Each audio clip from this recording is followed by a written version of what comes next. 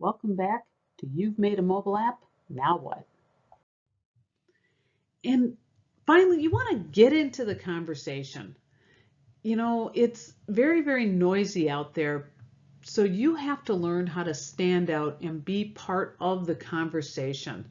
It's not like you can just sit back and wait for somebody to ask your opinion on things. There's actually a website called Quora, and they just answer questions. People put questions out there and they just look for other people to answer the questions. And in this, when you put your signature, you can put your app name right in the author's bio, which is kind of neat. They actually help others get to these questions. But here's the thing, don't be doing shameless self-promotion. On Quora, they don't like that. They will take your answers down. But you can do things in such a way where you are actually answering the question and say, if you want to learn more about this, feel free to reach out to me. I can be reached through. And at the end of the day, be authentic with your answers. Please make sure that you know what you're talking about, because bad answers will be called out and then you will no longer look like the authority in your business.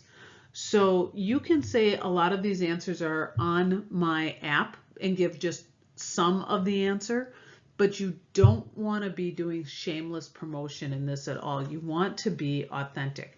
Quora is just one of the sites that I know of that will have these answers and questions, but there are more and more popping up all the time. And you want to contribute to the online conversation. A lot of people are searching for things and they really will take a stranger's opinion before they actually will trust a friend. And it's kind of odd how things have switched, but you do want to be part of the conversation and be seen as the authority. So you can comment on news articles that you see. A lot of articles now online are asking for people to contribute comments, asking questions. You can give opinions there. Again, just make sure it's you, that it's authentic, and that it's real. And you can also comment on people's blogs. Now, a lot of this sounds like, how much time am I supposed to be spending on this day in and day out? But really, if you spend just a few minutes either every day or every week, it will go a long, long way. And actually set a timer or set a number that you're only going to look at. You don't need to be everything to everyone. But if you do it strategically, you're going to get noticed and it's going to be sustainable then. And you can also comment on social posts. Now, I know of a lot of people who can get sucked into that social windmill there where they can't get out. But if you set timers, or if you say, okay, I'm only going to look at social between this time and this time and only comment on the posts that are relevant, you're going to be able to use your time very well, and it's going to come back to you in a positive manner. And the same thing when you're commenting in groups on the different platforms, your Slack and Telegram and a few others that are out there. I know Trello, I believe, is also doing it. You can comment in these groups, but just set aside a certain amount of time every day or week, however you work your schedule, where you're going to make comments on these things.